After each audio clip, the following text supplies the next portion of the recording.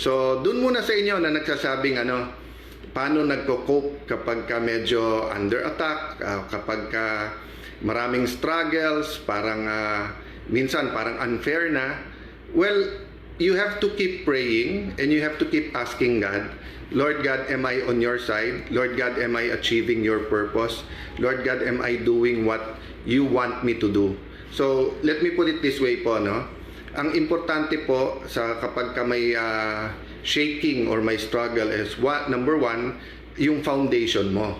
Ang foundation mo ba ay tao, pera, kapangyarihan, o ang foundation mo ay salita ng Diyos o yung kabutihan ng Diyos?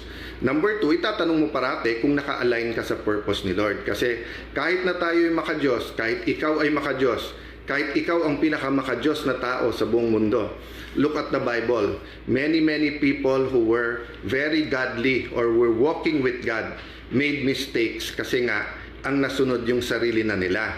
Kaya hindi tama tanungin, Lord, are you on my side? Or let me put it this way, mas tamang tanungin, Lord, am I on your side? Kasi pag tayo nasa side ni Lord, parati tayong nasa tama.